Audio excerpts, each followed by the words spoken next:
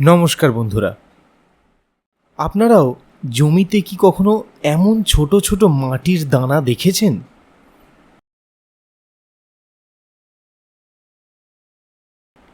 দেখতে যেন ছোট ছোট ঢিপি। ভালো করে দেখুন তো, এগুলো কি জানেন? কেউ কেউ মনে করতে পারেন এগুলো পিঁপড়ের বাসা, আবার কেউ কেউ ভাবতেই পারেন এগুলো উই ঢিপি বা উই পোকার ঢিপি। কিন্তু সত্যিটা আসলে কি জানেন? আচ্ছা, এগুলো কি আমাদের জমি বা আশপাশের জন্য বিপদের সংকেত, নাকি প্রকৃতি কোনো বার্তা দিতে চাইছে? চলুন আর ভনিতা করব না, আজ আমরা জানার চেষ্টা করব এটা কি। কয়েকদিন আগে আমি এগুলোকে লক্ষ্য করেছিলাম। হঠাৎ আমার চোখে পড়ল ছোট ছোট দানার মতো স্তূপ।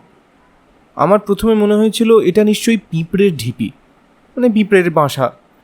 কিন্তু যত ভালো করে দেখলাম ততই কৌতূহল জাগলো। আমি আশেপাশে অনেক পিঁপড়েও দেখতে পাচ্ছিলাম, তাই আমি মনস্থির করলাম যে পিঁপড়ের বাসাই হতে পারে। আরও কিছুদিন পর্যবেক্ষণ করার পরে আসল ব্যাপারটা বুঝতে পারলাম। আপনাদের মধ্যে অনেকেই হয়তো এগুলো চেনেন, আবার অনেকেই চেনেন না। এই মাটিগুলো এলো কোথা থেকে?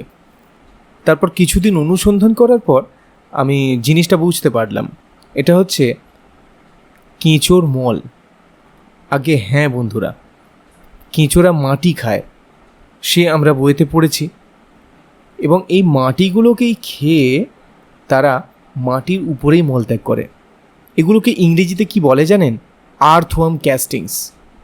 বাংলায় সহজভাবে বললে এগুলো বলা যেতে পারে কেঁচোর তৈরি মাটি বা কেঁচোর মল। কেঁচো সারাদিন মাটির নিচে চলাফেরা করে, মাটি খায়, আর তার সঙ্গে বিভিন্ন রকম জৈব পদার্থ বা অণুজীব ইত্যাদি খেয়ে থাকে। তারপর সেই মাটিকে হজম করে মাটির উপরেই মলত্যাগ করে, যেটা আমরা এই রকম শেপে দেখতে পাচ্ছি, এই ছোট ছোট দানার আকারে। এটাই হচ্ছে আর্থওয়ার্ম ক্যাস্টিংস। কিন্তু পিঁপড়ের ঢিপির সঙ্গে এর পার্থক্য কী? আমরা তো প্রথম দেখাতে ভুল করে পিঁপড়ের ঢিপিও ভাবতে পারি। ব্যাপারটা হচ্ছে এই যে আমি একটা টেবিল আপনাদের সামনে তুলে ধরলাম। পিঁপড়ের বাসা বা ঢিপির মাঝখানে সাধারণত একটা প্রবেশপথ বা গর্ত থাকে, কিন্তু কেঁচোর এই যে মল, এতে আপনি কোনো প্রবেশপথ দেখতে পাবেন না।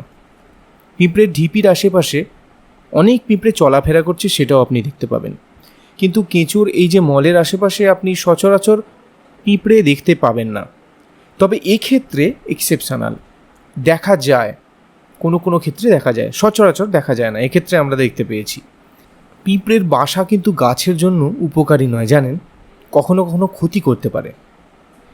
কিন্তু কেঁচোর এই যে মল, এটা হচ্ছে মাটির উর্বরতা বাড়ায় এবং গাছের জন্য অত্যন্ত উপকারী।